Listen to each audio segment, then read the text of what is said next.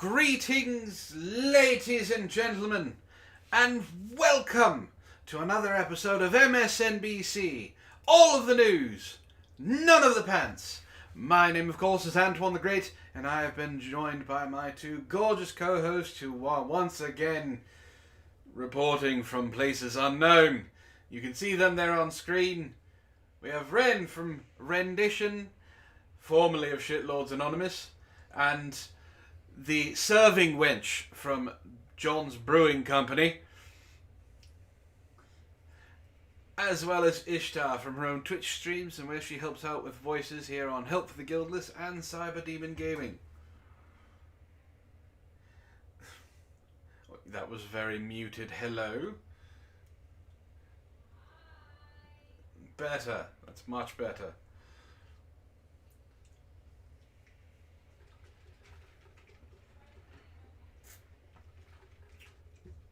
Although they desperately wanted a hangover because of what they watched after the stream.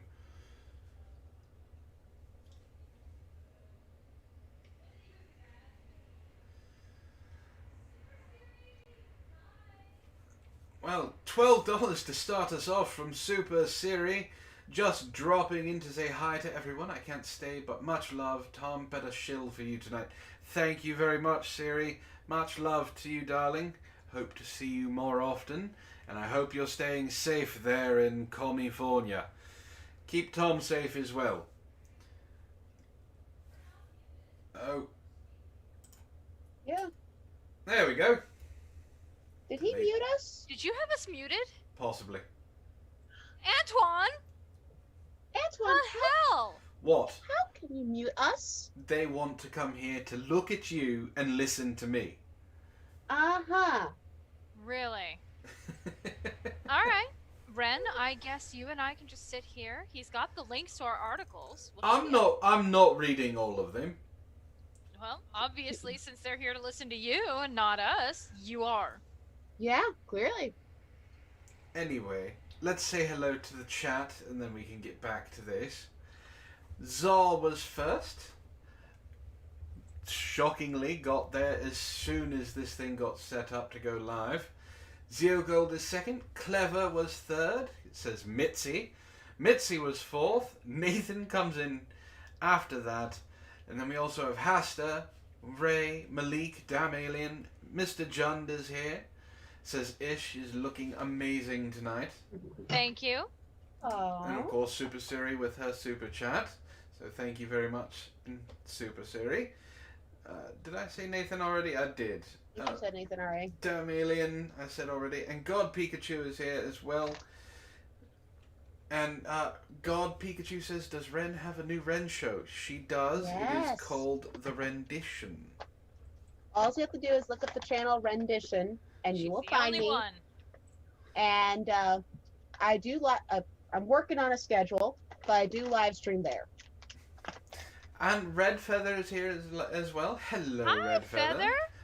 Long time no see. Now Malik is standing up for both of you. Says, "Come on, Antoine. The ladies are one of the reasons people come to the show. How can you mute them?" Exactly. Thank you, Malik. He has a point. Yes, but How he also could you mute us? look. He also wasn't in the beginning. He wasn't in the pre-show call where you two were talking about weird feminine things that no one needs to listen to. It's called Wedding talk. wedding talk is not weird. And God Pikachu, description. Link is in description. Yes. Siri says we are both safe. I've been staying home on Tuesdays and it's hard to watch you guys when my mom is still awake. Listen, Oh. you just put us on and let your mother become a fan. We will woo her with our amazing stories and our artwork and the memes that show up and our witty banter. Aw, thank you, Red Feather. Thank you, Mitzi. you. Blondie did my hair this weekend. Desperately needed to be done. Blonzilla came and they had some girl time. We did. We trapped Matt in his office. Antoine deserted the field. Even Sarah was like, I'm out. Red Feather says Antoine is okay. Well, at least I've warrant an okay. But Nathan has a question in no, chat. we are ignoring. It's we very are important ignoring that. When are you question. putting a ring on Sarah. Sarah might want to plan a wedding too, Knowing Sarah, though, she's probably just going to look at the wedding and go, we're eloping. She has Or- no sense of romance whatsoever. Or she'll find a lovely spot when she's out on work and go, this is it. Grab him and a minister and go, now. That is a distinct possibility. She might just say, it's time. It's time. Look, this cliffside's gorgeous. It's happening here. I mean, you don't know. No, we don't. So, how was your week, ladies, since the last time we spoke? Pretty good. How was yours? Yeah, it's pretty good too. It was eventful. How was it eventful? I had to help Matt with something to do with Steam. He wanted me to go in and break things after he was getting frustrated, but I got things situated. Probably a good thing. Ooh, Ray brings up a good point. Minister or fourth dimensional Lovecraftian shaman? With her, it's hard to know. I guess it's whoever she can grab at the time. Yeah. Sounds about right. Yes, Malik, they are definitely trying to push for this, and they don't understand that this is not how Sarah and I work. We are happy in our relationship the way it is. Well, no one said that you're not happy. We wouldn't We're be suggesting there's a possibility that she might want to move it forward a little bit. Yeah. Zio Gold says, I got a little surprise for you after your first 2 stories you cover. Oh dear. Oh dear. Well, What'd you do? I don't know. I didn't do anything. Uh-huh. Actually, you know what I did do? I sent Matt a bunch of files that he needed to put together so he could edit something. Apparently it's coming out tomorrow. I don't know why it didn't come out today. I think it has something to do with our show tonight. Like, he thinks that makes any difference. But My question is why do you think that you get to use him as your personal editor? Yeah. why not? That's not what he's there for. I let him use my recording studio every Sunday. He can edit my things. He is not your personal editor. Yeah. Besides, you can do it faster than he can. That You're clearly makes taking him my advantage. personal editor. Yes, I know the screens are small. I can't do much about that right now. I didn't have time to do... I didn't have time to do a new background. Here, I'll make them a little bit bigger. There. You still have to have room for the screen over there. Give the audience what they want. Which is zooming in on Wren's tits. As you say that, she leans forward. I'm not wrong. She's not. Don't zoom in too much. I decided to skip out on bra today. You need to zoom in more. You're not deterring them, Wren. You're encouraging them. Alright, before we get this stream yeeted because of this, we started with Florida Man last time. What do we want to start with this week? I don't know. I'll give it a shot. Okay. Oh, you want to go first? Yes, I want to go first. And I'm going to start with a serious article. Oh no. Ooh. Gargantuan Tsar icicle collapses on tourists in Russia, killing 1. Mother Nature said, screw you in particular. The 130-foot tall waterfall freezes every winter, drawing hundreds of tourists. 1 tourist has died, and 3 others were hospitalized with severe injuries after the collapse of an enormous frozen waterfall in eastern Russia on Thursday, January 7th, according to news reports. How's it going, Vin? Vin would like to say, I mean, they are nice, and yes, Wren, I noticed. Vin, don't stare too hard. We've met your girlfriend. That's true. Ishtar disappeared for a second into the world of Minecraft. Yes. Sorry, I was ducking a zombie. The 4 tourists were among dozens of visitors to Russia's Vilyachinsky waterfall, a tourist attraction known in winter as the Tsar icicle, on Thursday. The 130-foot tall shower of ice collapsed suddenly, trapping the 4 beneath a sheet of ice for several hours. More than 40 rescuers flew to the scene by helicopter to dig the trapped tourists free, according to a statement from the Russian Emergency Situations Ministry. But 1 victim was already dead upon their arrival and probably gnawed upon. The others, including a teenage boy, were promptly evacuated to a hospital with severe injuries. The Vilyachinsky waterfall sits on the Kamchatka Peninsula in far eastern Russia. The peninsula is home to around 160 volcanoes, 29 of which are still active, and many are capped with glaciers. As those glaciers melt in warm weather months, their runoff trickles through the mountains, occasionally forming waterfalls like Vilyachinsky. In winter, when that runoff freezes again, the falls become a towering, frozen monument to the changing seasons.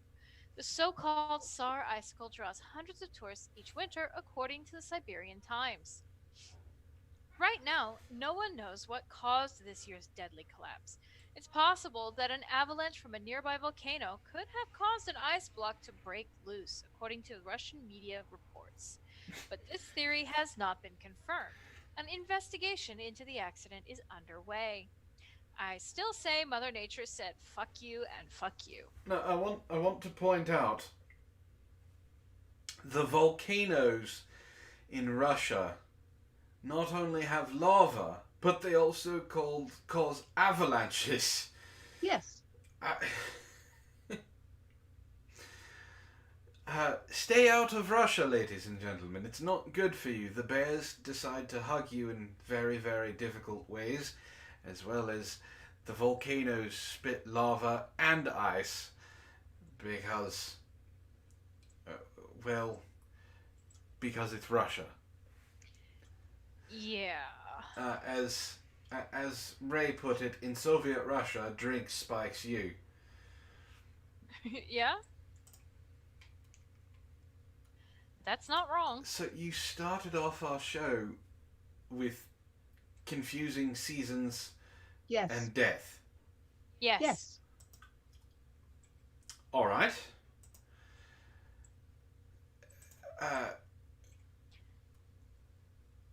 Wren. What? Waiting. Wren, Alright. do you have something to follow that up? Let's see. He what is says it? desperately, hoping you do.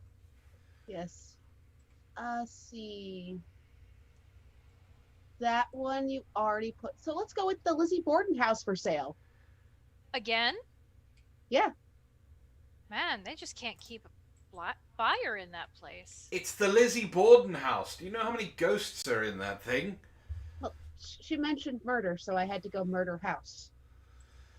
Fair. Massachusetts Lizzie Borden Bed and Breakfast Museum, the site of the infamous 1892 double murder, is being listed for sale with an asking price of $2 million. Jesus.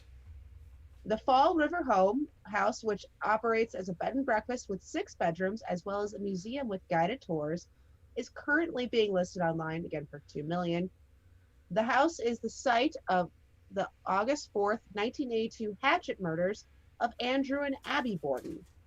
Andrew Bordon's daughter Lizzie was put on trial for the murders but acquitted.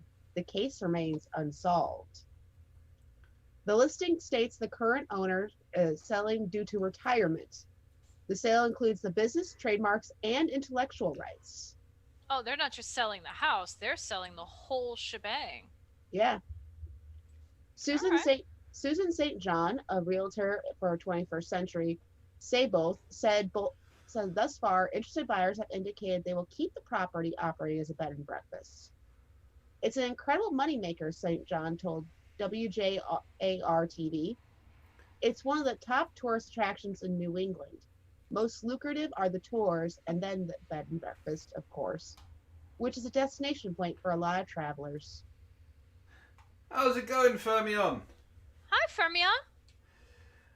Yes, God Pikachu, it still is a museum, but it is also a bed and breakfast. And Ray says, I guess they have to chop the price.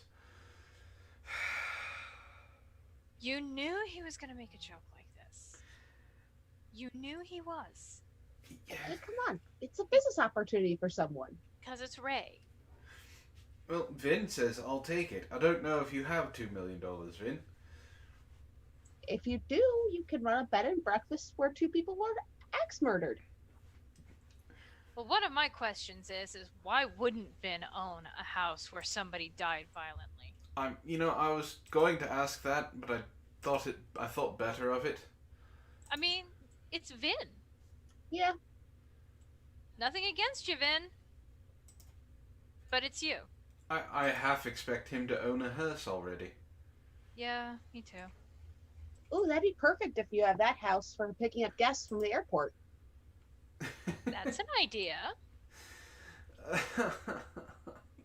What? Ray says they're just trying to get ahead of the competition. Oh, bad. Hooray. Bad. That one was worse than normal. Yeah. Fermion says just driving between properties, so we get to accompany him. Well, we will do our best to make it very uncomfortable for everyone around you. Because that's what friends do. Yes. Yeah. So, I'm going to start off with a non-Florida man story. Oh? Yes. It's actually an update to last week. Oh? Yes. We say inquiringly. It has to do with the bodybuilder from Kazakhstan.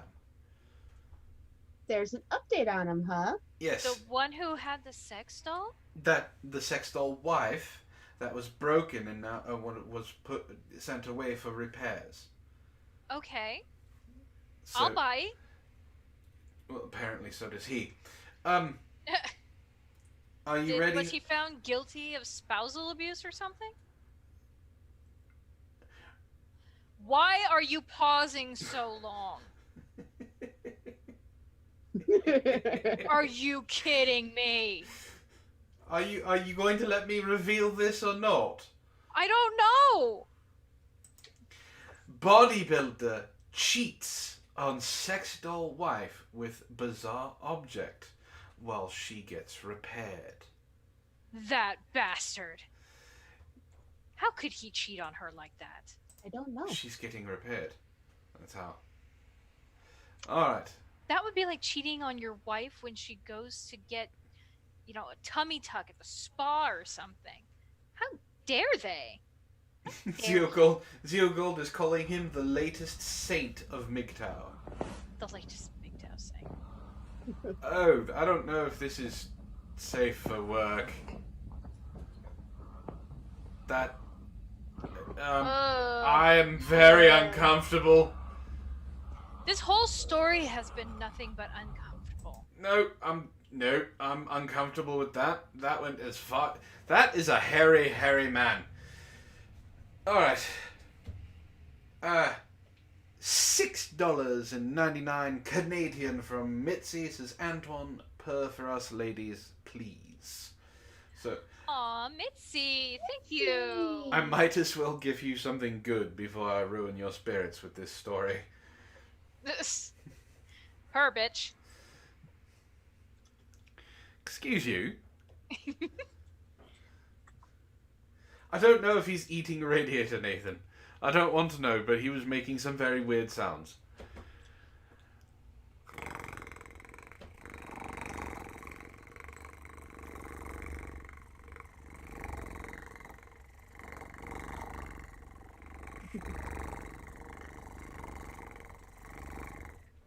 You died out for me like seconds after you started. Did everyone hear it? I heard it for part of it, but it died out for a little bit for me too. Oh, do I have to check the stupid thing again? Probably. Because you still owe us a purr if that thingy turns off every time. Video general audio.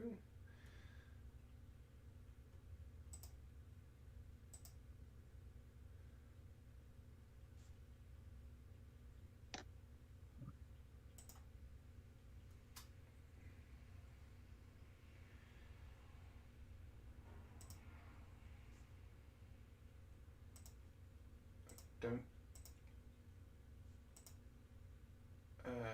Okay. It's not that.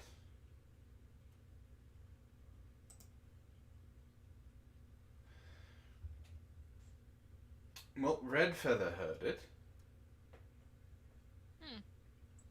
So maybe it was just for you two. You didn't get to hear it.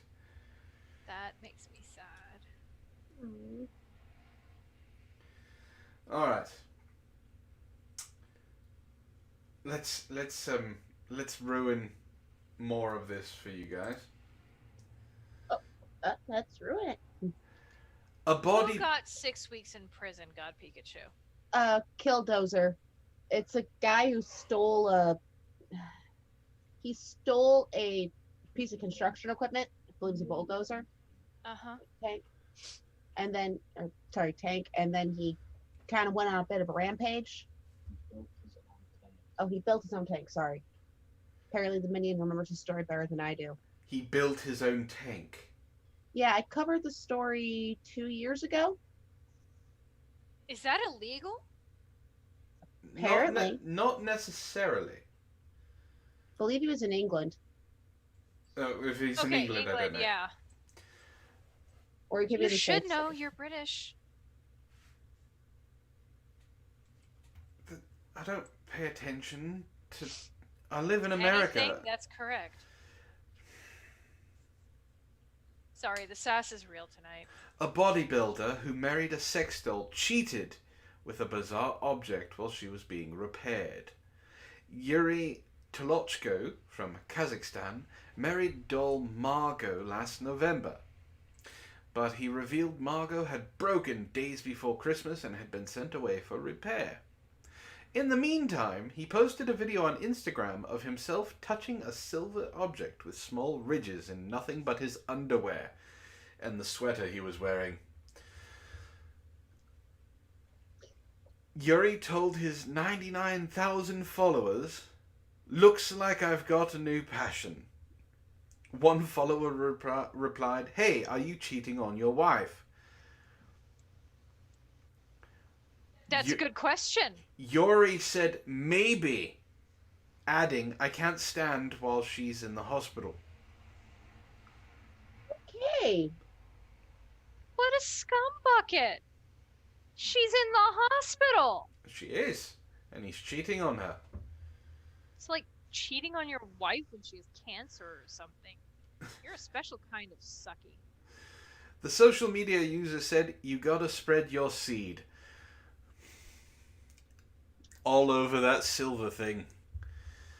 Another... Is it? I don't know. Another Instagram follower added, "Somehow I don't think your wife would have much to say about it at all anyway." Commenting on the video, Yuri also insisted to his followers it was wonderful. Yuri tied the knot with Margot at a ceremony attended by dozens of guests in November. He first met her at a nightclub. We've gone over this. The ceremony was delayed. However, the pair has since settled into married life. Describing the relationship, Yuri said, "In general, I began to be jealous of Margot." What? He's jealous of the doll? He's jealous of Margot. Why? I don't know. Many men would like to imagine the same. After the wedding, I decided to show her less to people. I forbade her from... He became a controlling, abusive husband. He forbade her from using Instagram. You know, there's so many red flags here. I have so many questions on this. One of them being... have questions. How... Unless he does it himself, how does she get on Instagram? She could be an AI like you. No, she's not. How do you know? Have you spoken with Margot? I've checked. She's a Did doll. Maybe she was just playing doll. Maybe she doesn't want to lose a good thing. So Maybe she just you plays should it stop. out. Why? Are you starting to feel a little threatened there? No. But that's the beauty of Margot, that I can do this to her and she won't mind. How does he know she won't mind? You are asking more questions than need to be asked about the inanimate object that is Le Sex Doll that this man married and is apparently a controlling asshole over. Hey, there are certain things that a girl's got to stand up for with other girls. On Christmas Day, January 7th in Kazakhstan, interesting, he said he might stay at home with Margot and order steaks and sushi or have some fun with friends. Do you think he passes her around to his friends? Maybe. Ew. Maybe that's how she got broken. Still, really big red flag. In the meantime, Yuri has to wait for her to get repaired. He added, "She is broken. Now she is being repaired. She's in another city. When she recovers, it will be a gift for both of us." I don't think it'll be a gift for her. Because clearly he is far too controlling. Dolly in the comments says it best. He's not right in the head. He's also a danger to women. Probably one of the reasons why he went after an inanimate object. To be fair, we can be grateful he went after an inanimate object. No arguments. There There are so many questions. Don't overthink it. Remember, with stupid, sometimes it's best just not to overthink it. Just don't ask questions. Yeah. And apparently I got corrected. Killdozer was the guy who didn't get paid for working on a hotel, so he used a mini digger to smash up the hotel because they weren't paying him. Justified. Yeah. I could see where that could be justified. Red Feather says friends don't let friends share sex dolls. Just general hygiene doesn't let you share sex dolls. You can wash them. How would you know?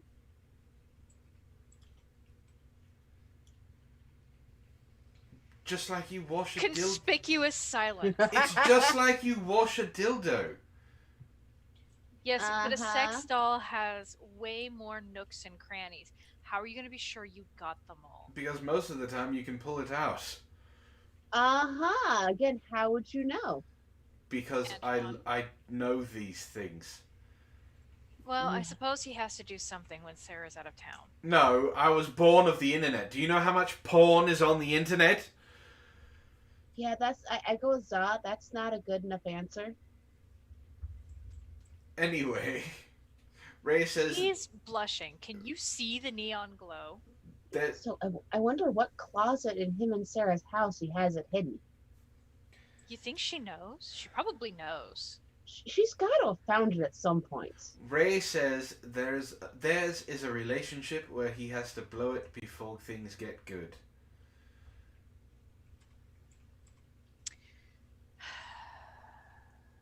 Ray. And Damn Alien would like to add that sharing the sex doll around is against CDC COVID guidelines. It's against all guidelines, to be fair. Nathan, we know the internet's for porn, but he knows a little too much. He thinks there's a secret cabinet. My developmental years in the internet was awash in porn sites. Do you think I didn't learn things? It does explain why he acts like a 16-year-old boy sometimes. Yeah. But we should still ask Sarah if there's a hidden closet. I'll ask her when we're done here. Can we move on to some science, please? No. No. We're having too much fun with this topic. I will go on to my next Florida Man story. Man gets drunk on cake due to weird condition. What? There you go. You can do that? Apparently.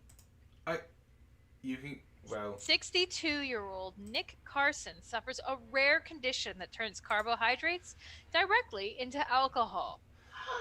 Some people How's it going, Allie? Hi, Allie. Some people are known to have a so-called sweet tooth due to their penchant for cakes, chocolates, and other treats. But for Carson, a former business owner from Suffolk, England, eating anything rich in carbs can literally make him drunk because his body turns them into alcohol. Known as auto-brewery syndrome, the condition means that he can become blind drunk within a matter of minutes just from eating cakes and biscuits. He is now forced to take a breathalyzer device everywhere he goes. It is believed that his condition was caused by chemicals he was exposed to 20 years ago. So this is his superpower. He gets to eat cake and get drunk.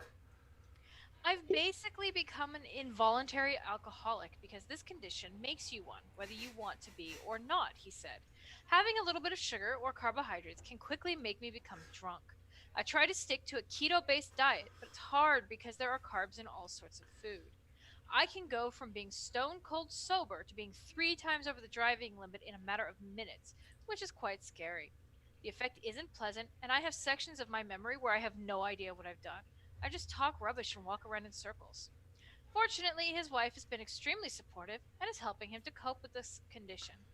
I hope that sharing my story will help people become more knowledgeable about ABS, he said. So he doesn't have to ever buy liquor. He could just buy a small cake. And the top comment on the story is, "Let there be cake." Think of all the money you'd save on liquor. So... He's an involuntary alcoholic. Yep. So he's an incaholic. Yeah. Instead God. Instead of incel, he's an incaholic. Comment number 5. Ray will appreciate this. The trouble is that this can become an addiction. For example, unusually, some people are addicted to cats. Take the Pope, for instance. I've heard he's a cataholic. Oh, God. That person needs to be murdered. Someone find, what's their username, Dynamo X, and murder them relentlessly. Okay, I like what Ray just put in the chat, though. What's your poison, pal? Cupcake.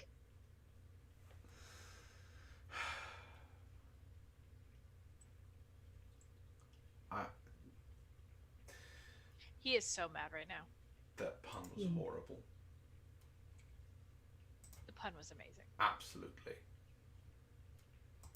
Absolutely amazing. You're correct. No, horrible. Yeah. Absolutely horrible. No, absolutely amazing. Yeah. Wren, save us. Okay. What are you going to save us from, Wren? Well, everyone here needs a little bit of money. I have two. There's one for afterwards, but I can read this one. Website seeks professional binge watcher to watch Netflix and eat pizza. Oh my God. Millennials everywhere are suddenly very paying attention. A U.S. website is offering $500 for an unusual short-term job. A professional binge watcher, willing to watch Netflix and eat pizza. Bonus Finder, a website dedicated to reviewing and offering deals for legal gambling sites, said the professional binge watcher will be called on to watch and review 3 series on Netflix while eating pizza takeout from various locations. The selected candidates will be required to review each series based on plot lines, Netflix and chill suitability, acting quality and cheesiness, satisfaction of episodes, and series endings. The person will also be rating the pizza they sample for appearances, color, and base texture and taste, topping, ingredient, quality, flavor, cheesy gooiness, and value for money. So God, this is going to be really happy with this job. This is a Saturday night for most people. Yeah, but this would be happening on a Tuesday because it's International Pizza Day, and you can get paid. Nathan goes, I mean, if I must. I know. It'd be so hard on some people. Apparently, yes, you can choose pizza toppings. In response to the last article, Fermion says, that's my secret, Cap. I'm always drunk. How's it going, Ghost Dog? And yes, Red Feather, you have to eat pizza exclusively. Maybe it's I couldn't do it. Yes, you could. Not anymore. As long as it was thin crust, you'd be fine.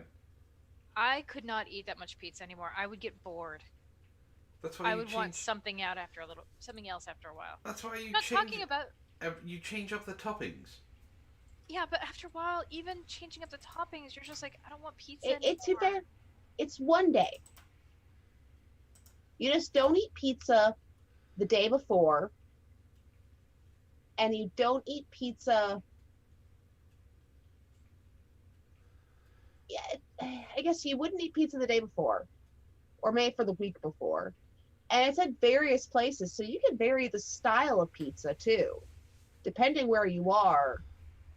You could have everything from Chicago style deep dish to New York style thin crust all throughout the day.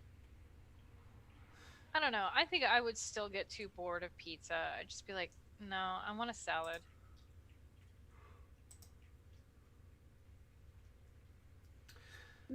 But yeah, I wouldn't have a problem with this. There's the link in the chat for everyone who wants to apply. I already applied too because. Oh, you did? Why the hell not? $500 to eat pizza, and they list shows like any series on Netflix. So it could be the British Bake Off show you want. Well, you could watch that whole series. So if Wren suddenly can't be here for a Tuesday night for a show, there might be a good reason why. We know what's up. if we all get picked, it's like, why is there no show that night? Well, Netflix. problem is there's a lot of series on Netflix I really don't have any interest in. Well, they list any of them, and I looked at the thing what they listed. They listed Queen's Gambit, Umbrella Academy, a whole bunch, and it said any. It has to be any series that's on Netflix. I could binge. What if you choose pizza that has to be delivered from a different state? I don't know. It's gonna be very cold by the time it gets here. No, they send it frozen. You have to heat it up. It Well, just it's just said not the same. If I want to do frozen pizza, I'll go to the freaking Target. I was talking about getting an actual Chicago deep dish pizza from Chicago. You can get those overnighted, and it is just as good at home. Just note, it does take about 50 minutes to cook. Well, if you're binge watching, that's like 2.5 episodes or something. Fair. So, I'm about to upset the animal lovers. Uh-oh. Oh no. But it is a Florida story. It is a Florida man story. But it is a Florida manatee story. This Okay. He paid me exorbitantly for this article. I just want you to know that, Ren. No, I was extorted for this article because I was going to cover it first and she decided to send it. Well, you didn't claim it. I did when I saw it. Yeah, but you didn't convey that to anybody else. Florida, manatee found in Florida River with Trump scrawled onto its back. 100% disturbing. Yeah. Now, I can say right now, the animal was unhurt. Before we even get into this, No manatees were hurt? Manatees collect a lot of gunk on them. Okay. Algae, sea life, things like that. So someone scraped off some of the algae on the manatee to put in Trump. So in about a month, you won't be able to see it. Okay. The manatee, so don't freak out. I don't want to convey, because that's not what it sounds like, right? But so the manatee was not like etched into the skin. No different than when you write like in the ice on the window. Right. All right. Ray says, wait, do I have to apologize for all my ranting about Democrat irregularities only to find that Trump had votes from non-humans? I think you're fine, Ray. And then he also says, get with the times. If there are manatees, there also were manatees. Yeah. The manatee lay still. This is from the Washington Post, by the way. This is not like the Babylon Bee. Mm-hmm. The manatee lay still, floating in the shallow waters of a Florida river over the weekend when a woman on a boat noticed something odd. As she moved closer and filmed with her phone, Haley Warrington found a one-word message scrawled onto the marine mammal's back. Trump. This is just disturbing. 100% disturbing. Warrington, who discovered the defaced manatee. The defaced manatee. Like they walked up with spray paint.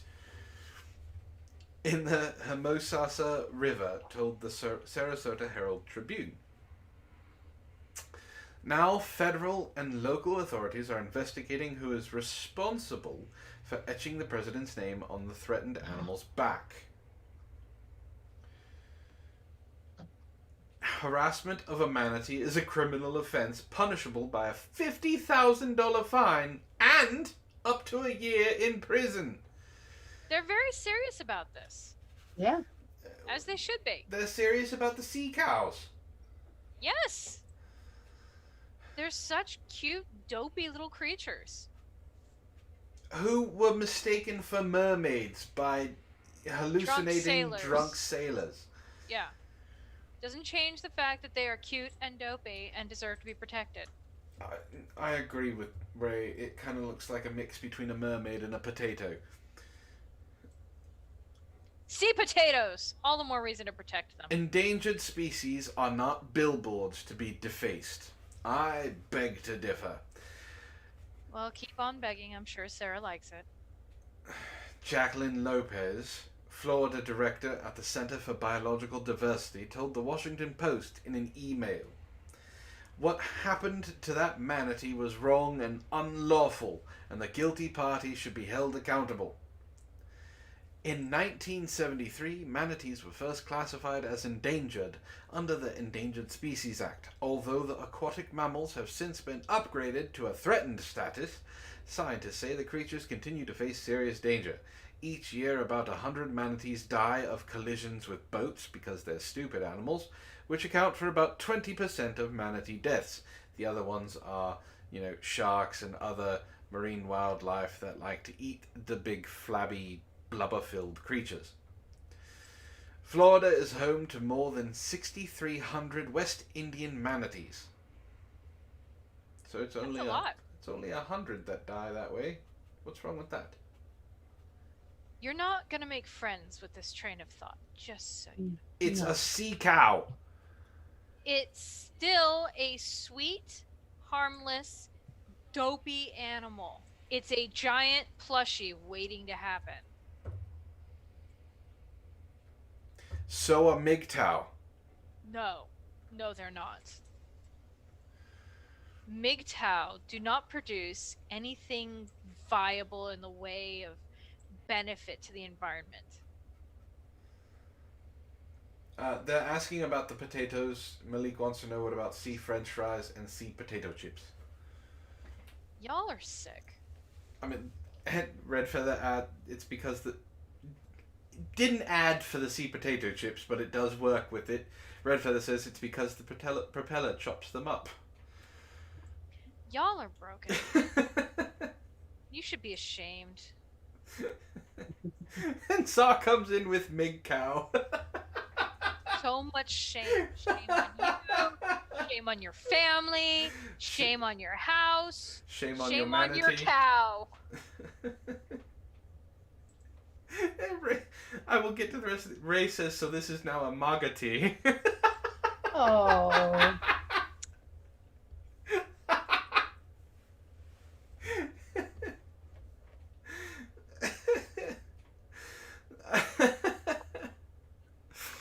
Each winter, an influx of manatees seeking warmer waters arrive at the Citrus County coastline. Warrington was operating a manatee boat tour on Sunday when she noticed the sleeping animal. The layer of algae covering the manatee's skin was pretty thick. She told the Herald Tribune, noting that while the message had been scraped down to the level of its skin, it didn't appear to have left a wound. "We don't typically see manatees harassed like that," she told the local paper. "I started documenting so we could report it." Shortly after spotting the creature, Warrington said she sent the video to the authorities. And to Twitter, because you have to get famous off of this viral video.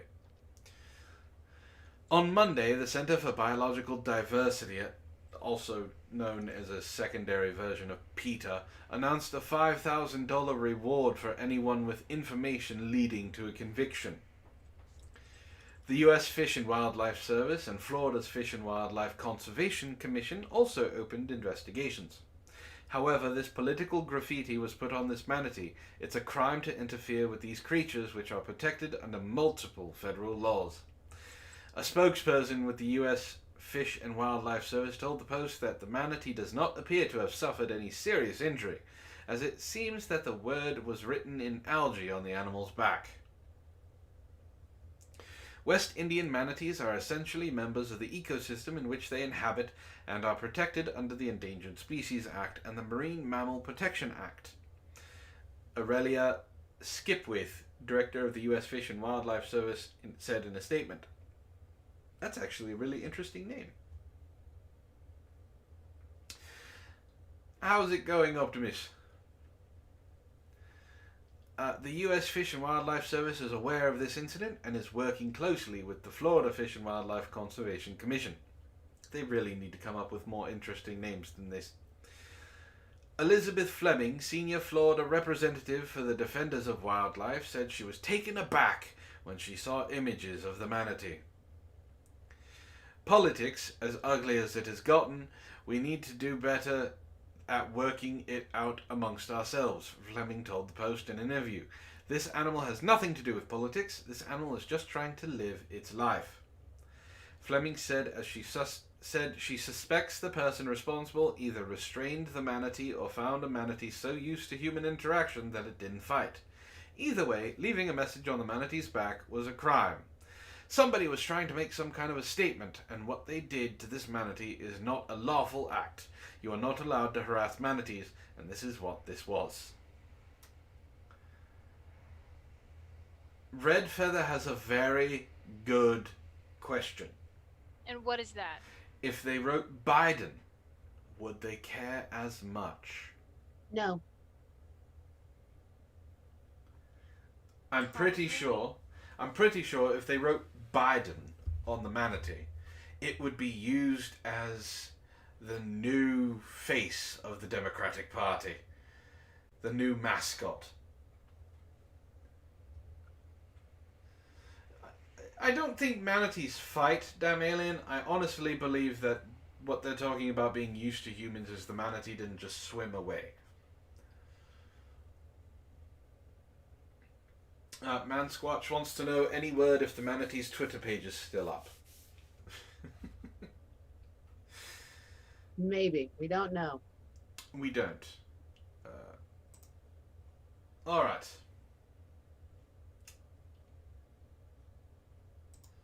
Alright.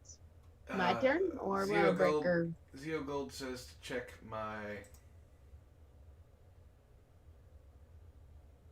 check the Discord. Something is waiting for me. Oh dear God.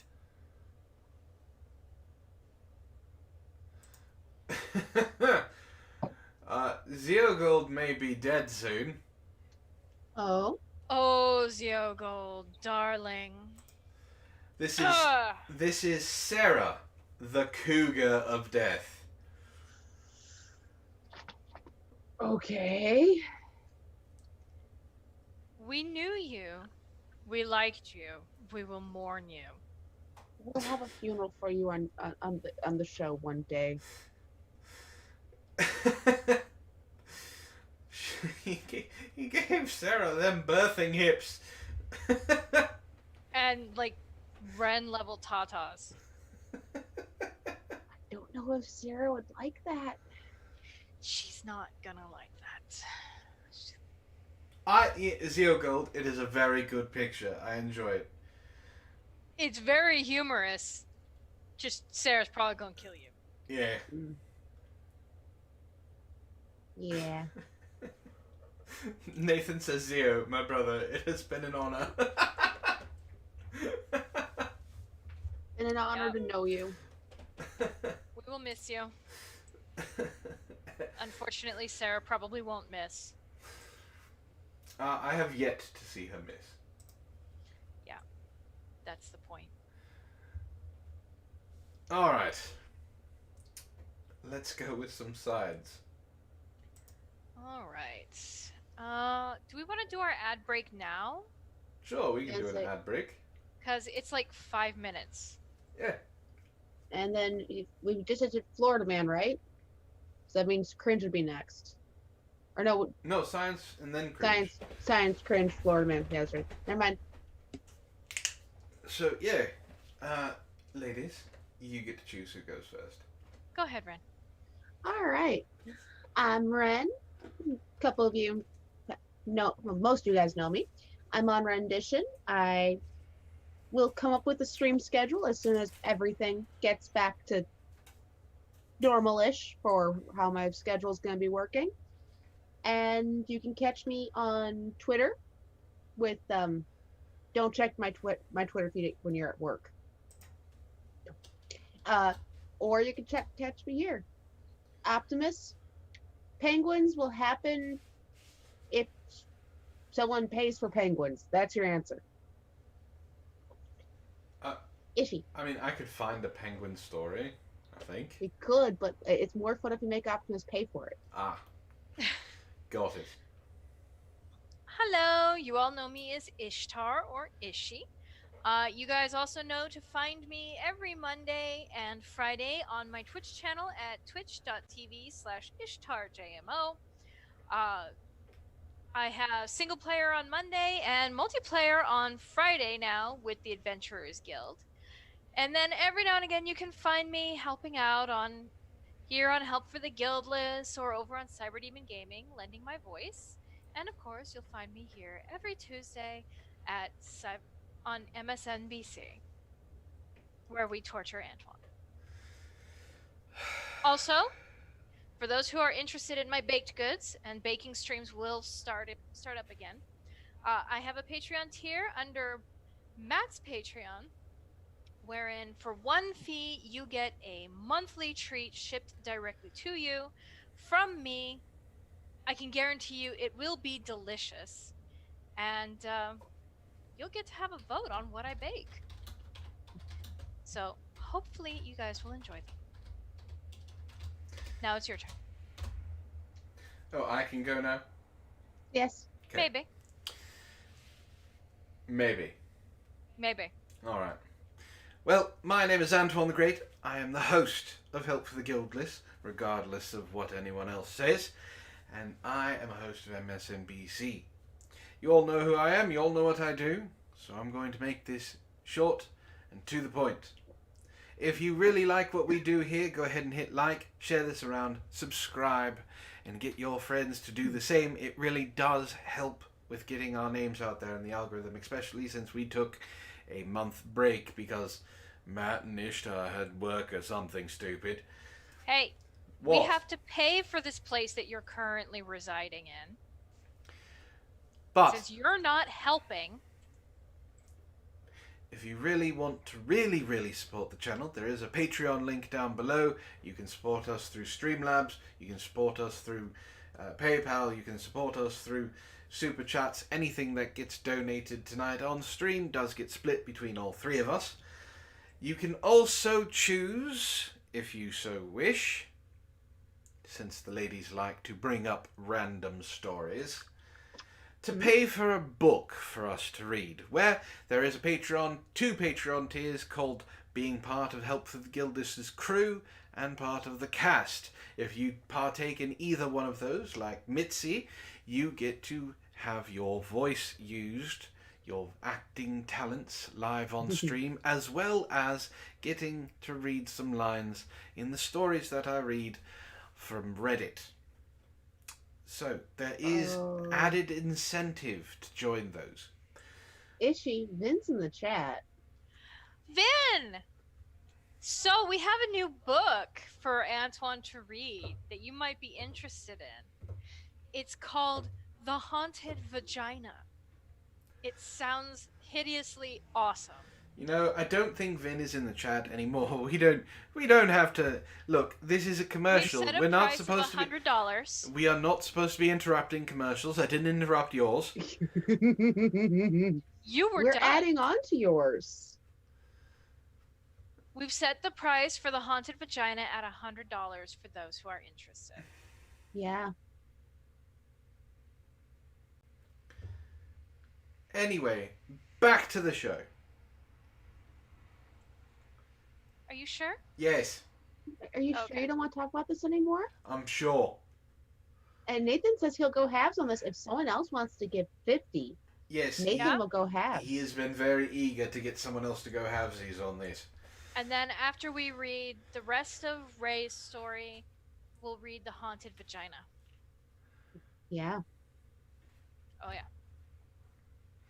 Statue of mysterious woman with Star Wars-like headdress found in Mexico.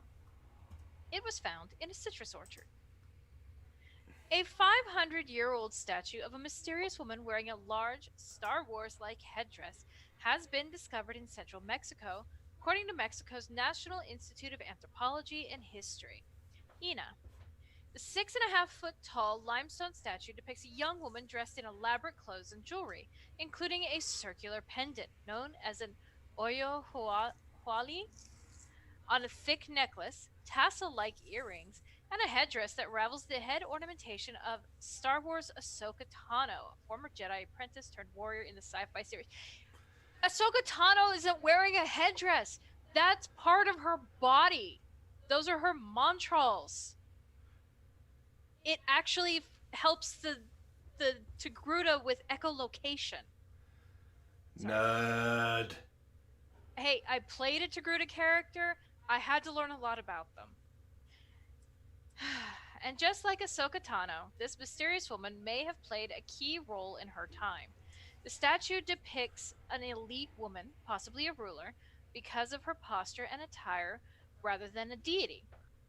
Maria Eugenia Maldonado Vite said at the Ina Veracruz Center, who is leading the excavation, in a statement translated from Spanish. Local farmers found the figure in a citrus field in the town of Hidalgo Amajac in the Mexican state of Veracruz on January 1st.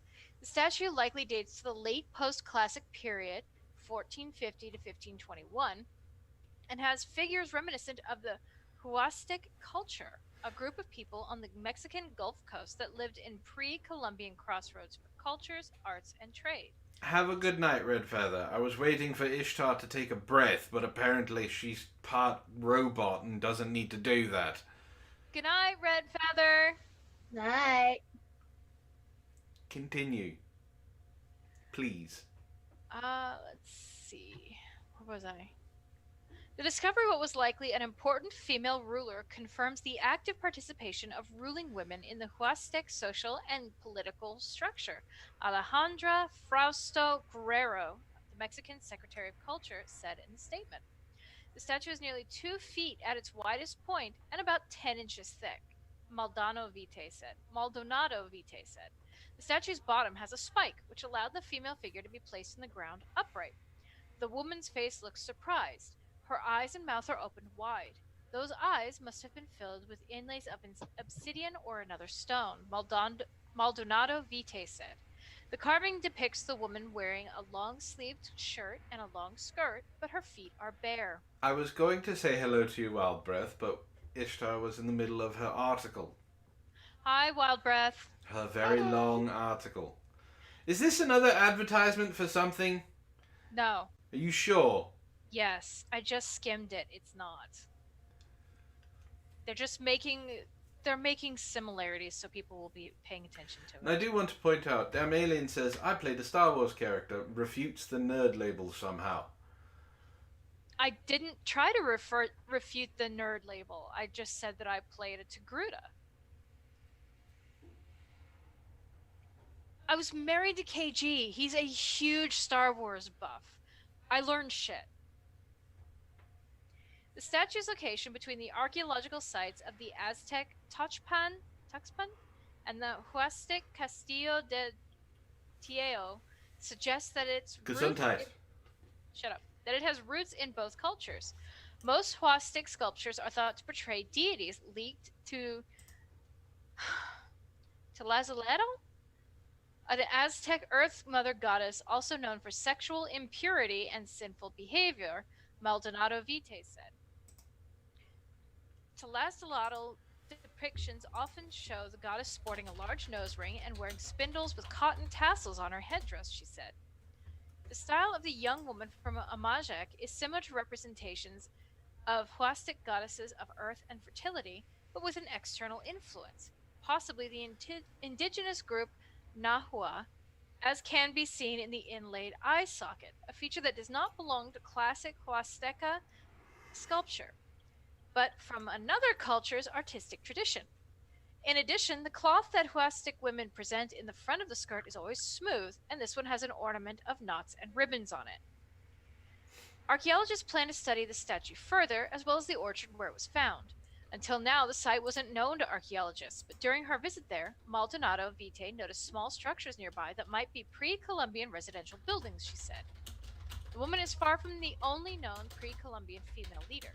There are quite a few pre-Hispanic depictions of elite women and female rulers elsewhere, best known amongst the classic Maya, but also in classic Zapotec bas-reliefs and post-classic Mixtec codices. Susan Gillespie, a professor of anthropology at the University of Florida, told the Associated Press. In fact, colonial-era Aztec documents mention women rulers, or at least holders of the crown, to pass on to their successors, Gillespie said. Women were highly valued in pre-Columbian cultures, and it wasn't until after the European conquest that women lost their status. Fucking colonizers. That said, it's unclear if the Star Wars-like statue of the elite woman is significant, or even if she's correctly identified. Gillespie said, archaeology works best with repeated occurrences to show a pattern. For now, the owners of the citrus orchard are holding on to the sculpture, but the INA plans to discuss the statue's future with the owner soon. Ray would like to know if you're drunk or just trying to speak Aztec. I cleared it up and just said both. Trying to speak Spanish-ish. Spanish-ish. Yeah, I don't speak anything remotely close to those languages. Is that your Hispanic cousin?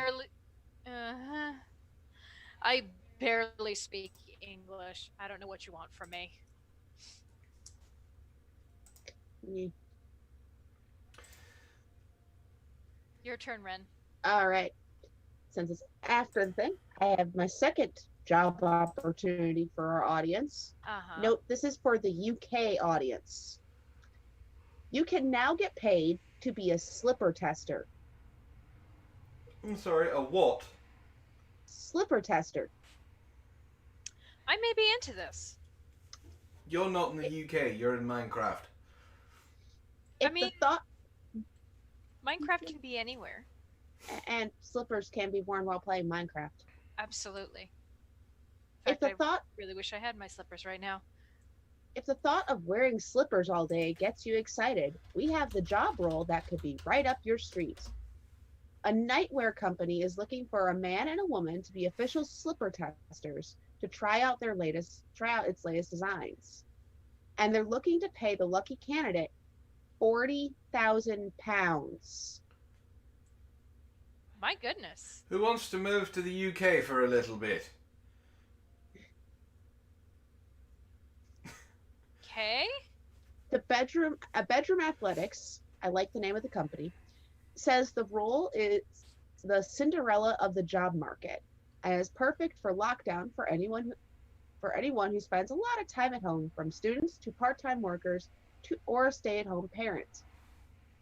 Give you an idea, £40,000 sterling is $54,719. We have $5 from the Killing Joke, and he says, "Love me, Daddy." Hi, Joke. Hi. Don't worry, Joke. I'll love you long time. Well, first thing you'll need to do is head over to the Bedroom Athletics website and say why you're the perfect person for the job. The candidates must be able to wear slippers for at least 12 hours a day for 2 days a month and test out and give extensive feedback on all things slippers, loungewear, and homeware. The company of Chappell Gwent says the position pays £333 a month for 2 days of work, which is the equivalent of £40,000 a year. Oh, so it's only £330. That's another $5 from the Killing Joke. It says, "OMG, love me." $451 for 2 days of work. Wearing slippers. Yeah. For me to love you, Joke, it depends on what you're wearing.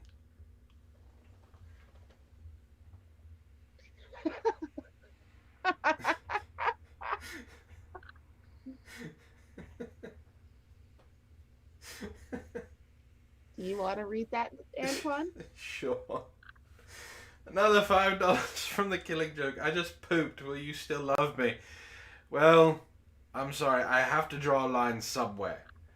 I understand that you are an old rocker, that you have... there are some things that you have to deal with when you get up in age. I don't know if I can handle you openly telling everyone what you do, unless it's on Twitter and you have also taken a picture of your meal. There are standards I have to have. Now you have standards. I've always had standards. I mean, they're low ones, but he has them. Ouch.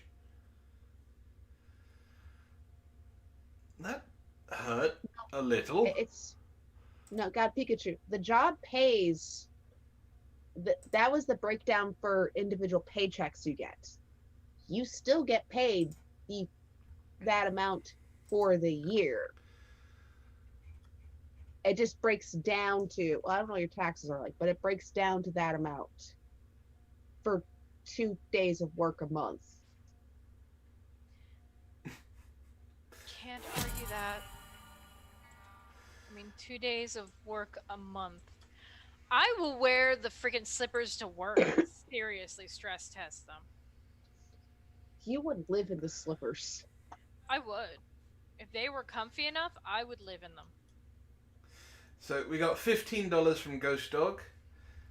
It says purr for the ladies and for Wren's new computer and for Ishtar's wedding. Aww, And then we thank have you. another $5 from the Killing Joke. Says, damn it, I didn't mean the skidders. The what? Skid marks. Oh, okay. Alright, let's hope it doesn't cut out for you again. Yeah, that's sad.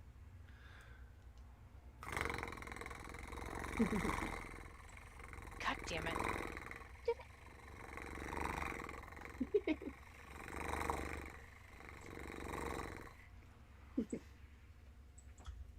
Still cut out for me.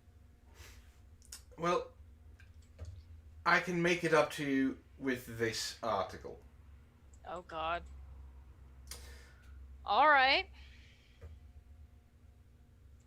I'm not going to gild the lily, I'm just going to go out with it. Hackers remotely lock men's chastity belts and hold their penises to ransom. I'm sorry, what? One more time? Hacker remotely locks men's chastity belts and holds their penises to ransom. First of all, who the hell is wearing a chastity device that is Wi-Fi connected? 2, why is it Wi-Fi connected? And 3, how much did he get off of these people? Well, hopefully we will have those questions answered in this article. Ray says, a cock down lockdown. And then $20 from the Killing Joke says, caca poo poo pee pee pee.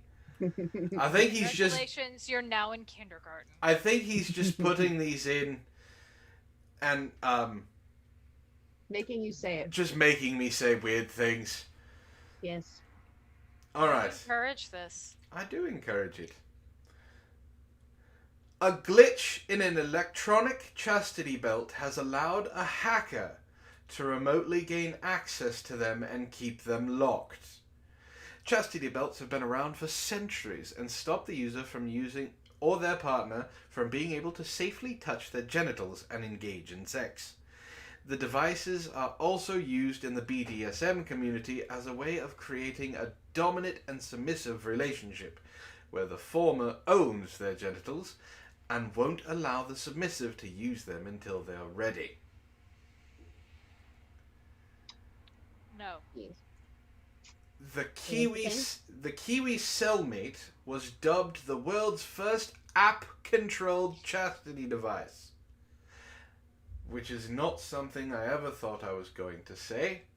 How's it going, Malevolent Rider? It says, you missed the black box. However, one person has managed to break into the device after the manufacturer left the coding API open for attack. The, Idiot. the device connects to an app using an API. However, that coding didn't have a password, meaning anyone, anywhere in the world, could take control of the device. A hacker reportedly sent their victims ominous messages that the device had been locked and he would hold their penises to ransom. Your cock is mine now, the hacker told one of the victims. Oh, do you go to the cops with this? That's a valid question. How do you explain this to the police? Yes, somebody has somehow managed to take control of my dick. Someone's holding my dick ransom. Help. Apparently. A victim. If the cops didn't laugh you out, they would have so many questions about you. A victim told Motherboard that he was sent a message from an anonymous source who demanded he transfer nearly $900 Australian or the device would be locked forever. Wow. He checked his lock and was shocked to see that the hacker had indeed managed to control it. Zor says that's why you use protection. API protection. Because the device locked with a metal ring underneath the user's penis. It would take a heavy-duty bolt cutter or an angle grinder to get the user free. You don't need to take an angle grinder to anything that... No one wants an angle grinder that close. No. No. That just shrieks of stupidity. Thankfully, he wasn't wearing the device at the time and told the hacker to buzz off. Good for him. The issues around vulnerability in these types of machines were first raised in October last year when pen test partners discovered there was a chink in the armor. PTP's Alex Iomis told Attitude, "My advice would probably be to stop wearing the device for now, until Kiwi have an opportunity to fully fix the issues." As Kiwi noted in their statement to TechCrunch, "When we fix it, it creates more problems, so I'd be inclined to wait until they get things sorted. I can guarantee these things aren't cheap." No. The bigger issue, of course, is that Kiwi hold a large amount of intimate and personal data, including users' locations, and really there's not much that users can do about this until Kiwi addresses the vulnerabilities.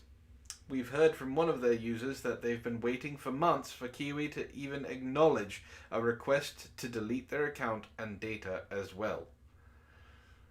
Kiwi does not sound like the kind of place that you want to engage with in terms of data. You mean you wouldn't want to put your genitals in their hands? No, No. I really wouldn't.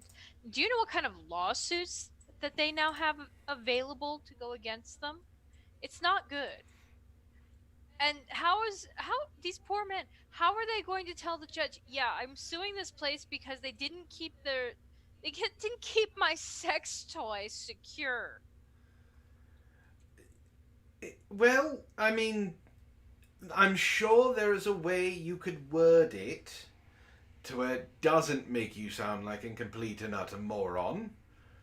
Yeah, you try that. Let me know how it works out for you. I can't think of anything right now. Uh-huh.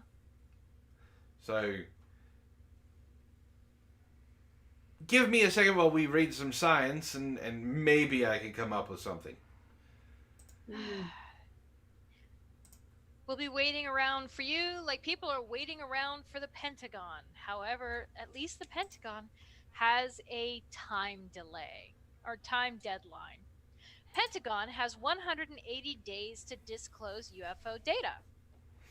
The new U.S. funding bill compels various agencies to disclose what they know about UFOs within 6 months. The $2.3 trillion COVID relief and government funding bill has been in the news a lot recently for various reasons. What hasn't been well publicized is an obscure committee comment attached to the Intelligence Authorization Act, which makes reference to the UFO phenomenon. In the comment, the Senate Intelligence Committee directs the Director of National Intelligence, in consultation with the Secretary of Defense and the heads of other such agencies, to submit a report. Ishtar yawned. Everyone take a drink. To submit a report within 180 days of the date of enactment of the Act to the Congressional Intelligence and Armed Services Committees on Unidentified Aerial Phenomena. The report must include a detailed analysis of unidentified phenomena data collected by A. Geospatial intelligence, B. Signals intelligence, C. Human intelligence, and D. Measurement and signals intelligence, as well as a detailed analysis of data over the FBI, which was derived from investigations of intrusions of unidentified aerial phenomena data over restricted United States airspace, and an assessment of whether this unidentified aerial phenomena activity may be attributed to one or more foreign adversaries. Back in June, we reported that Florida Senator Marco Rubio, acting chairman of the Senate Intelligence Committee, had asked the intelligence agency heads to compile together all currently available information on the topic of UFOs, and that if the bill passed, this information would need to be made available within 180 days. The fact that this has actually happened is certainly an interesting turn of events. I welcome this long overdue development, UFO researcher Nick Pope said at the time. It suggests that those senators who received last year's classified briefing on UFOs were disturbed by it and weren't satisfied with the current DoD position, i.e., simply stating that the mystery objects encountered by naval aviators remain unidentified. If they were identified, they would no longer be UFOs. That's correct. Fair They'd enough. be IFOs.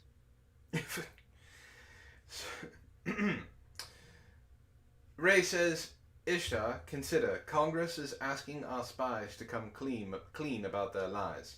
Good for them. And Nathan says, calling that abomination of a bill a COVID relief bill is like calling the Patriot Act a privacy bill.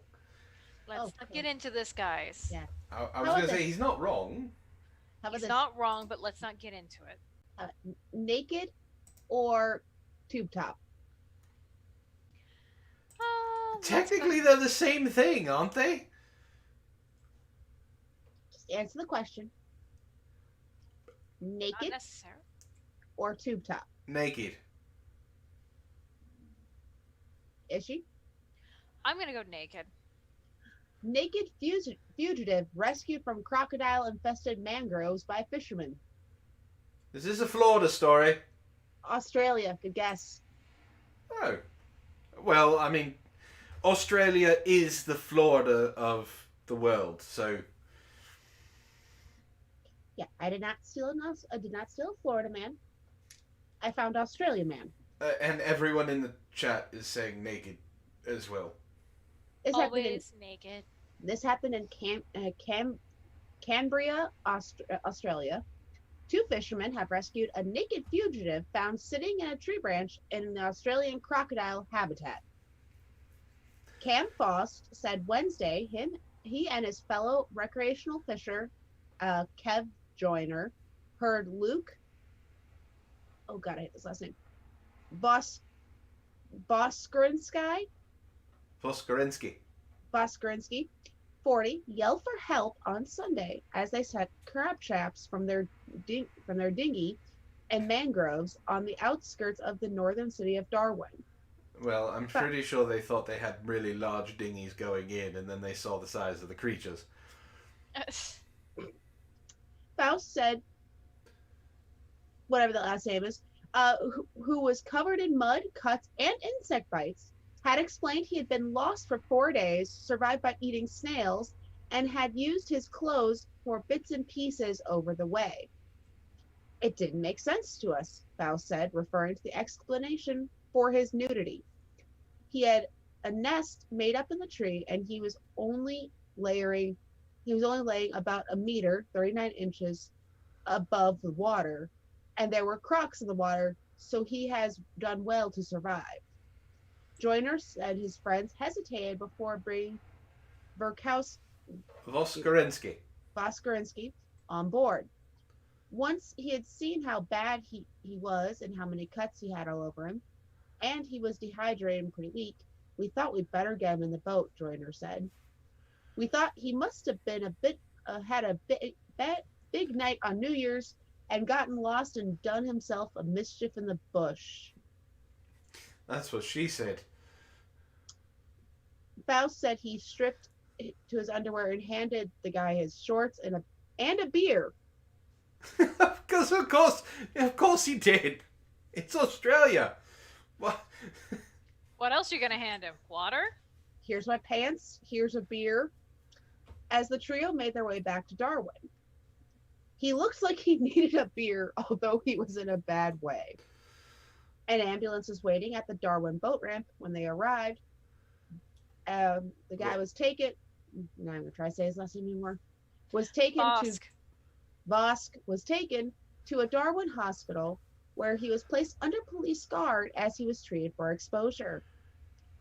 Police said Vosk had been free on bail after being charged with armed robbery, multiple aggravated assaults, deprivation of liberty, and stealing.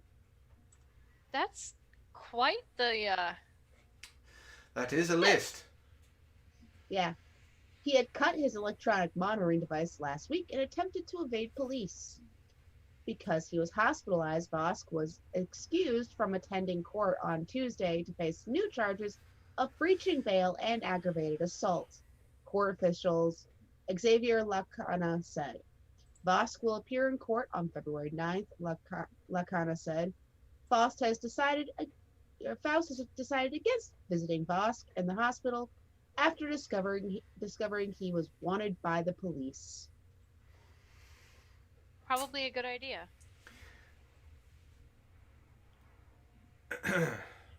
So I mean, that's a situation. Yes. Ishtar, Uh-huh. is why your back hurting because of mischief in the bush? No. Believe me, it wouldn't be my back hurting, it would be my backside.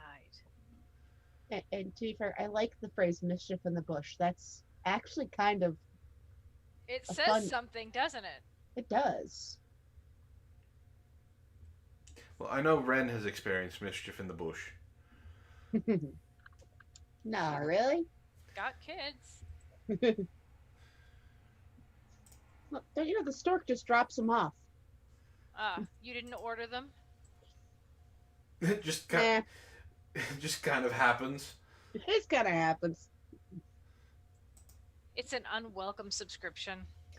She can't unsubscribe either. One day you'll be subscribed too, and you'll have fun. Oh, I have fun without the subscription, thanks. Are you Let's see. sure? I have a couple of things. I have two to deal with. You know what? We're gonna play a game with this one. These two, because they're two short ones. Okay. Uh-huh. So for the first one,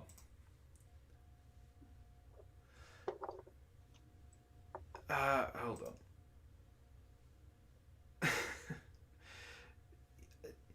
Florida man sets himself on fire trying to do what? Ooh, guessing game. At a barbecue.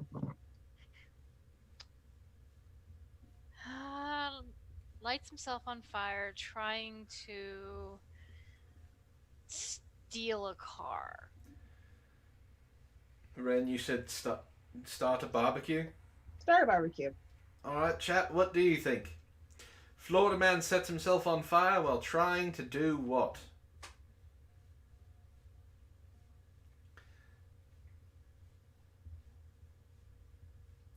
Ryder says light a match. Racist protest the Chinese government's occupation of Key West. Well, I don't think he's a monk. Ghost Dog says smoke meth. That's a valid answer. No, racist, deal with the crabs. If you need to set your crotch on fire to deal with the crabs, you're a lost cause. Steve says save Kitty from Crocs, and Optimus Prime says breathe fire. Zeogold says make love, and Nathan also agrees with the myth. You're all wrong. Okay. Florida man sets himself on fire while trying to ignite his own home. Okay. Why is he setting his home on fire? I'm assuming to Spider? well, there's probably definitely, but I mean that's a good reason to set your house on fire. But I'm assuming he's trying to commit fraud, and from the look of him, he's not that bright. Scott Anthony Massa, a Florida man, nearly set himself in flames when he tried to burn his house down. Scott Anthony Massa, 51, allegedly took a bucket of accelerant and attempted to torch his Tampa Bay home at 5:40 a.m. Sunday.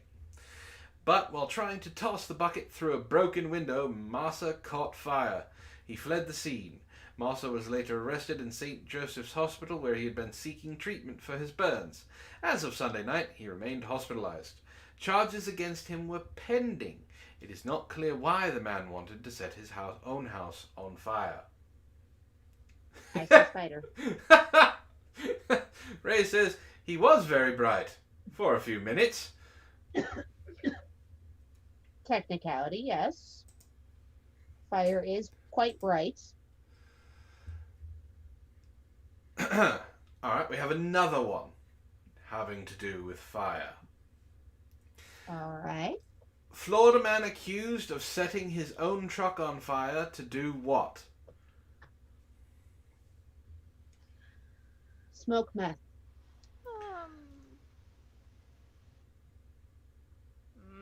Roast marshmallows. Smoke meth, roast marshmallows, probably while on meth. Probably. You in the chat? I really do like the answers that they give. Makes me laugh. They get quite creative.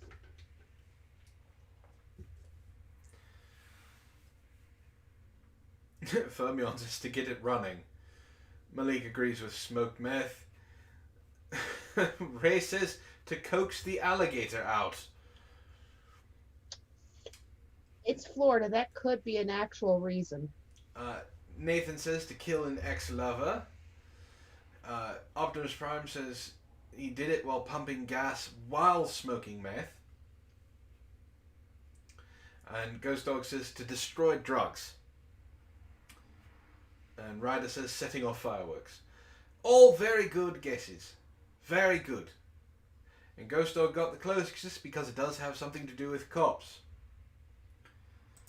Florida man accused of setting his own truck on fire to give deputies something to do. He was only thinking about how bored they might be.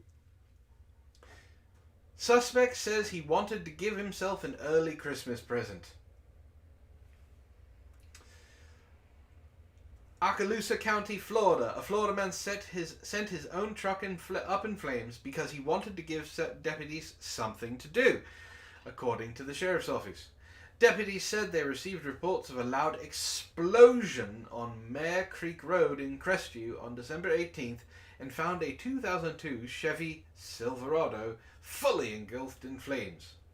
When authorities arrived on scene, 28-year-old Kevin Murphy immediately admitted to starting the fire.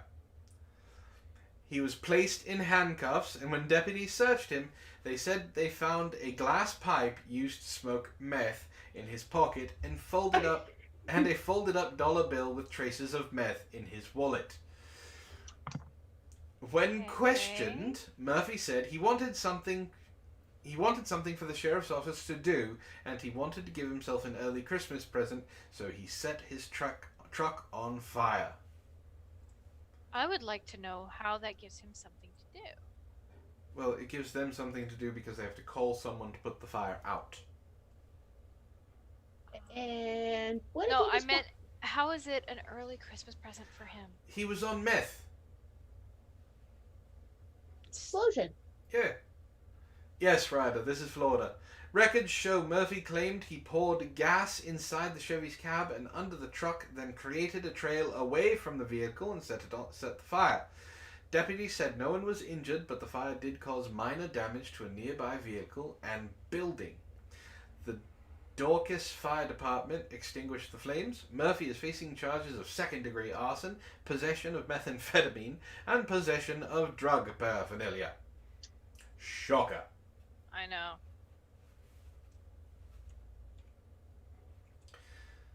Alright, Fermion, talk to you later.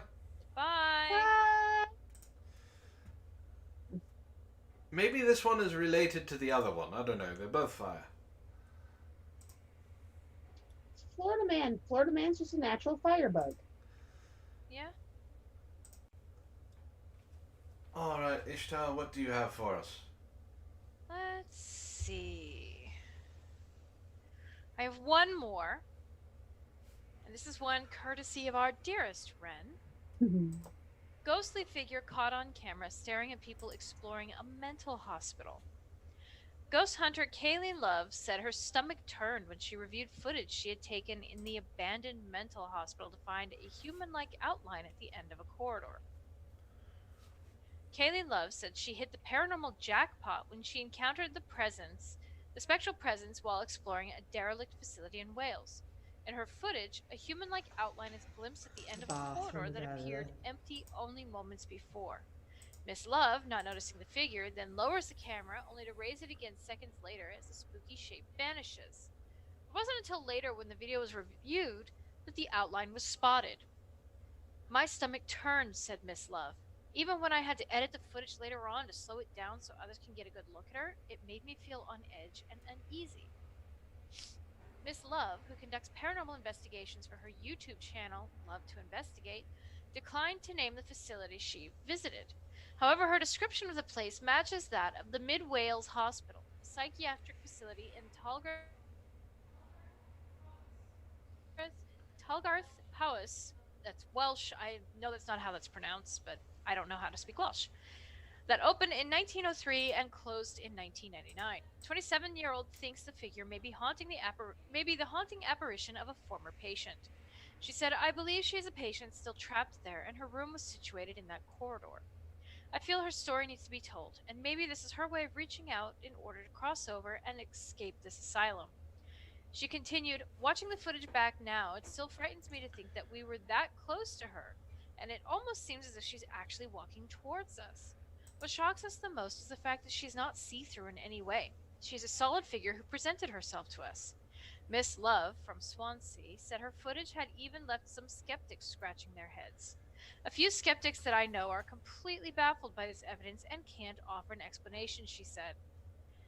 A few others have made remarks that go as far as to accuse me of having a friend dress up. All I can say is, if this evidence of a spirit is good enough to come across as real-life living person, then I have hit the jackpot as far as paranormal evidence is concerned. And it's only after investigating and exploring for 5 months. People do this for years and don't gather much evidence. Originally called the Brecon and Radnor Joint Counties Lunatic Asylum, the Mid Wales Hospital was forward-thinking for its time. It boasted gardens and workshops as well as a large recreational hall, tailor, baker, shoemaker, and print shop. It was converted to a war hospital in the 1940s and later performed lobotomies, a now discredited procedure in which part of the patient's brain is removed. Miss Love visited the unidentified facility on September 27, 2020, but only shared the terrifying moment with her YouTube viewers 2 weeks ago. She said, "I am still in absolute shock as to what we have caught." Alright. I had the video load. I'm going to try and load it again because it moved to the next one. There are two things that go against her. One, the person doesn't just disappear. No. You can see the person move. Now, that doesn't discredit it from being a spooky apparition. But the other thing that's working against her is I've only been doing this for a couple months. Mm-hmm.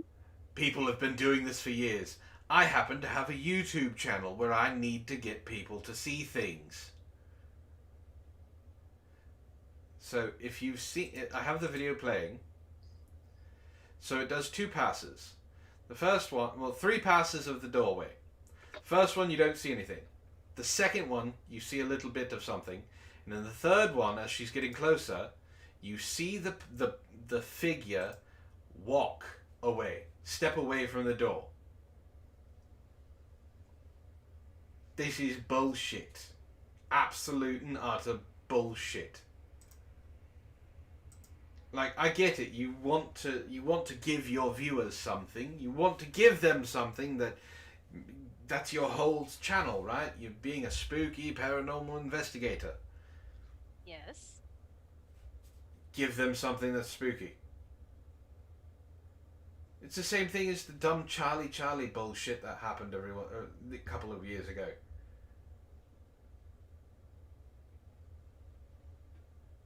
What are you getting at? It's fake. Are you sure? Yes. Positive? Yes. Only fools are positive. No.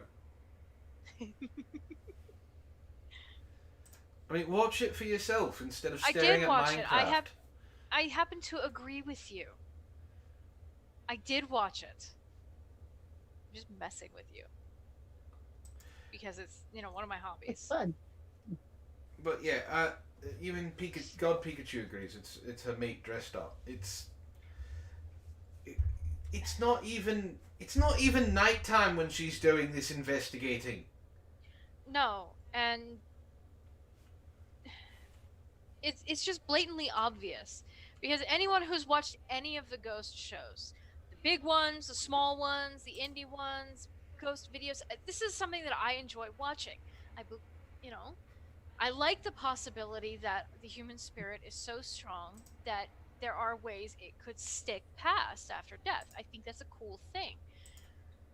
But none of them, in the hundreds of shows that I've watched, have shown something solid that's not a shadow figure. And the only reason a shadow figure looks solid is because it's black and it's usually against a dark surface. So I'm with you on this one. This one is absolutely ridiculous. It's bullshit. She's just drumming up. She's just drumming up followers. That's it.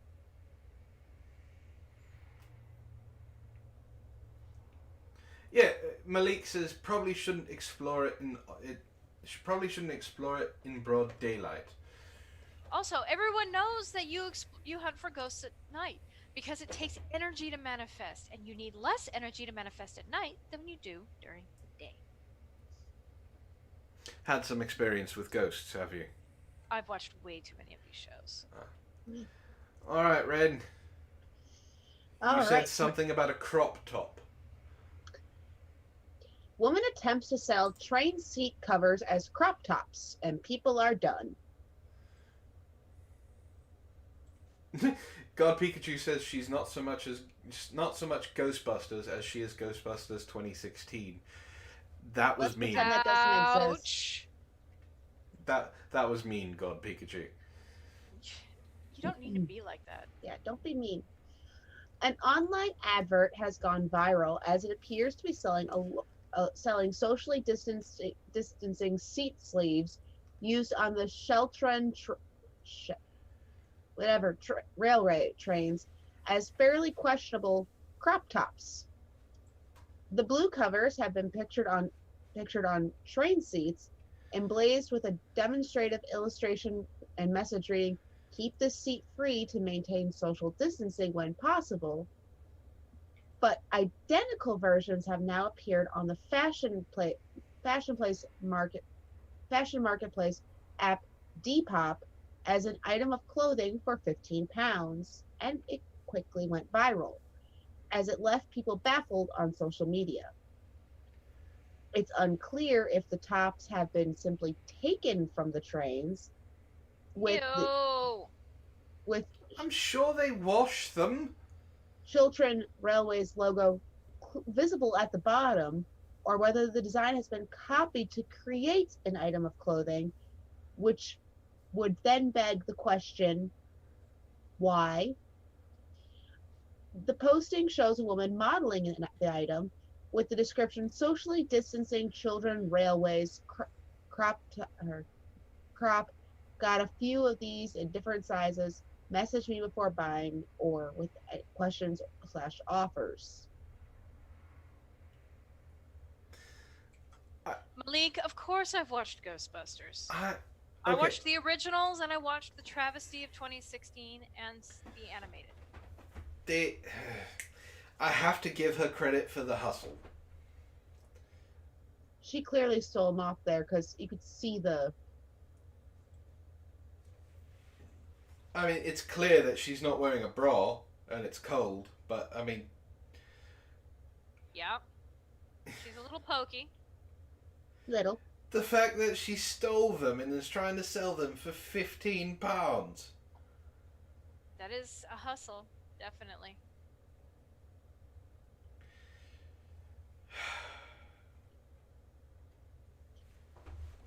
That's.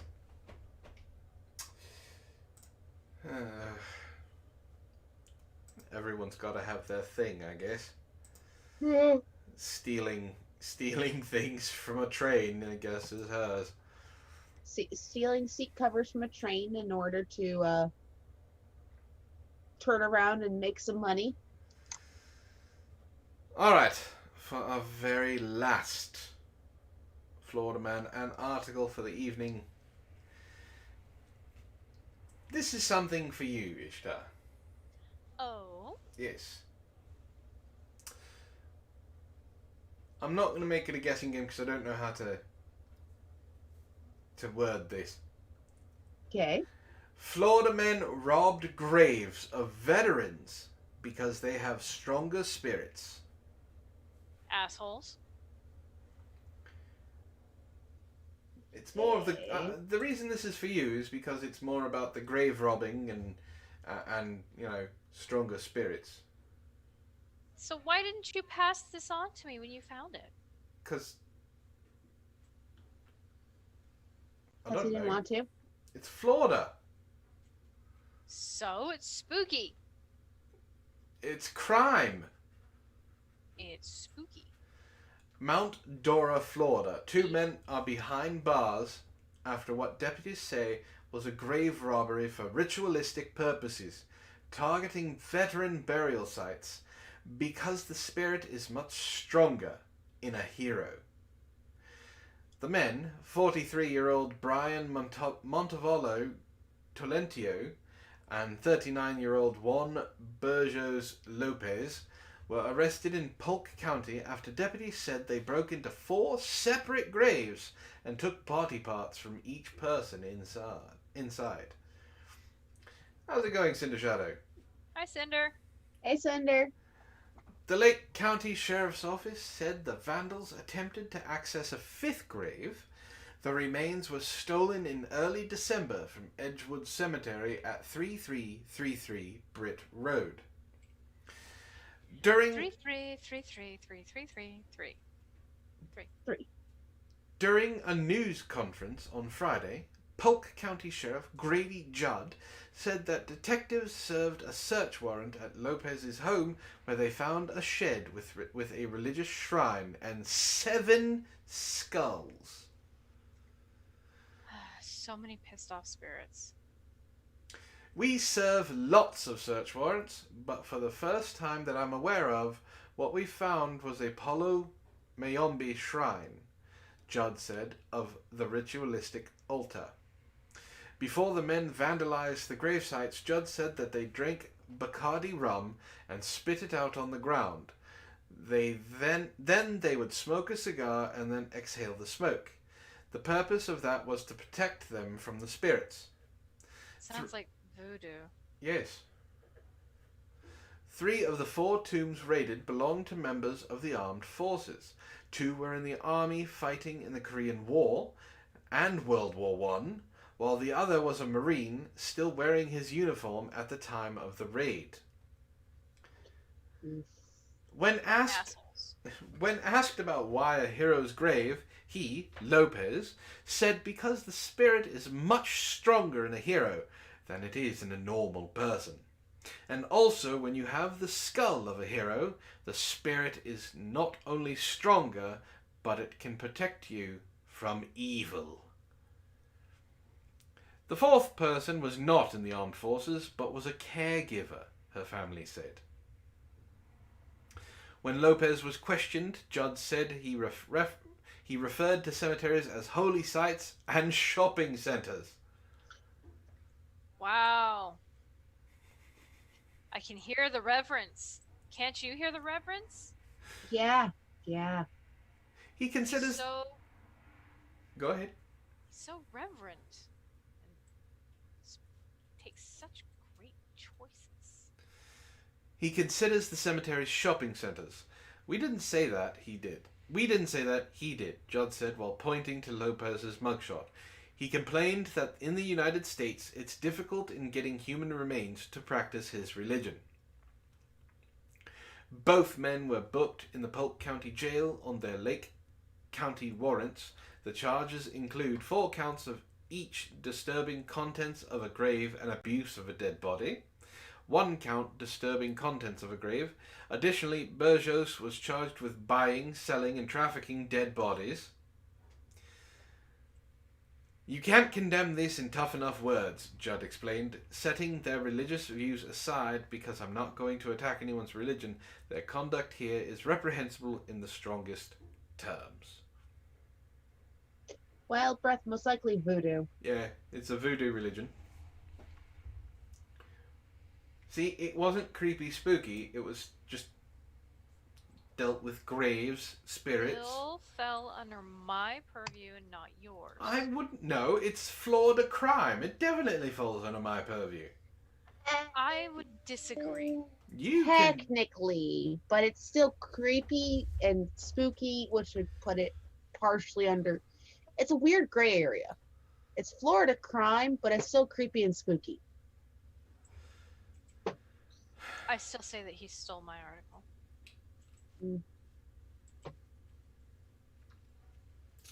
Well, I have another one to make up for it if you want. Well, that's good because I don't have any more articles. Neither do I. Florida man throws blank at cars on I-75. Meth. You are eventually going to get one right with that, Wren. It's Florida. Eventually, that's correct. Well, this is a short article. I'm not going to wait for the chat because it's almost time for us to get out of here. Florida man throws golf clubs at cars on I-75. Ishtar, I can hear your parents and your brothers-in-law crying. Yeah. Unless they're crap golf clubs.